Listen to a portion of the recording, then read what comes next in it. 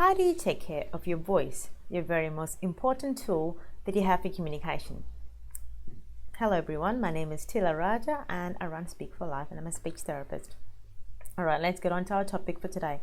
Our voice. How do we take care of it when we want to sound our very best? How do we sound as resonant as we can? So I've got 10 tips in there for you. Number 1 is hydration. Well, you can drink anything you want, but maintain hydration as much as you can, 2 to 3 liters as minimum in a day, right? So if you are especially a sports person, or if you're a teacher or you're a speech therapist or somebody who talks for a living every single day, please ensure you hydrate. Now, caffeinated drinks, meaning coffee, tea, and sports drinks and soft drinks are not considered hydration. No. Just to let you know that. So if you have them, go and have them, but ensure you have at least 2 to 3 liters of water. Point number 2, voice usage. So have adequate voice rest when you require it. So if you've got a long day, you've been speaking the whole day, do not strain your voice. That means after work, have a rest with your voice as well, physically as well as your voice. So don't go to noisy restaurants, go to a quiet restaurant. Refrain from yelling at your spouse or kids if that's even possible.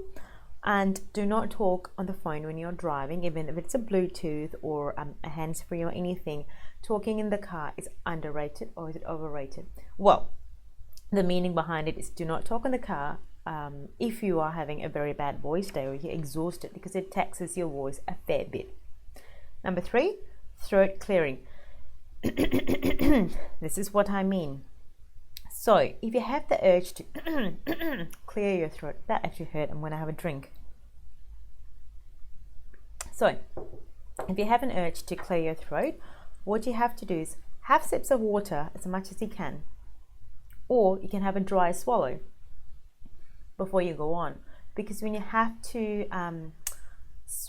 when you have the throat clear, that means clear your throat, so your vocal cords slam against each other. It's really not a pleasant feeling. It's the same as coughing and talking. You'll end up with a very sore larynx.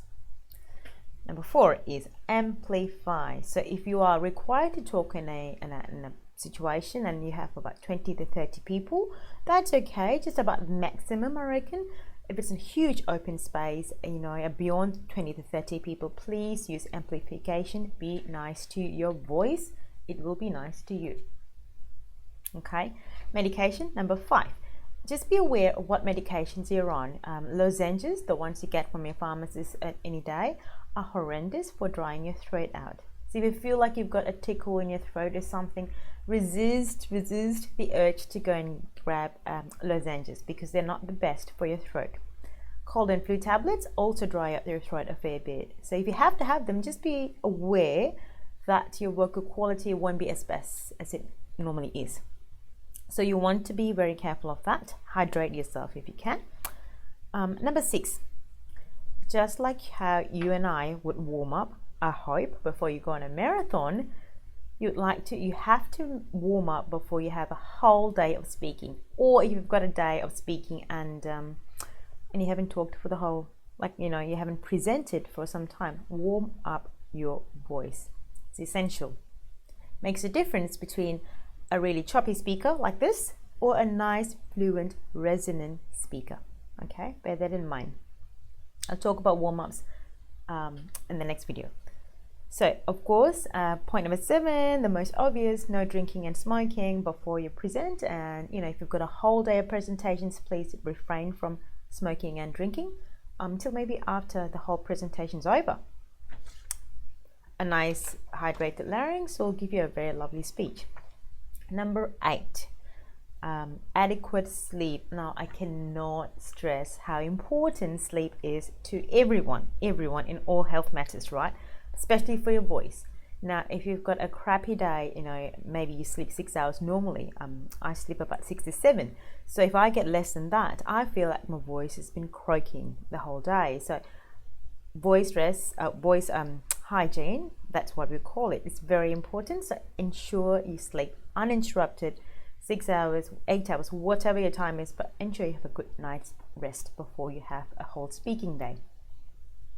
Number 9 is quite self-explanatory. So if you are unwell, If you've got a cold, you've got a sore throat, you've got something that's not right with your voice or throat, refrain from speaking too much. That's easy if you're not the speaker for the day, you know, or if you're not a speech therapist or a teacher, somebody who's got to use their voice every single day. So if you have to use your voice every single day, you have to present and you are unwell, go ahead and do that. However, ensure your break times, you know, your lunch times, your morning tea, your afternoon tea, whatever times you have, ensure you're not talking much to people at that time. You want to remain as conversation free as you possibly can. Last point is smart use of your voice. What do I mean by this? It's as simple as ensure you have a great posture when you're talking. You're not too leaning forward, you're not too retrained back. You know, I've talked about posture a fair bit. Do not constrict your vocal cords. Do not speak until your veins all can be seen. That way you'll know, like what I'm pointing to, is that you are constricting your vocal cords more than you have to. And if you have to increase your volume, do not yell. Do voice warm-up exercises, projection exercises, which I'll talk about in the next couple of videos, and you'll be on your way to a lovely resonant voice. Now, hope that was enough, and I'll see you guys in the next video. Until then, it's Tila Raja signing off from Speak for Life. Subscribe and like this video, share it if you like it, and I'll see you in the next video. Bye.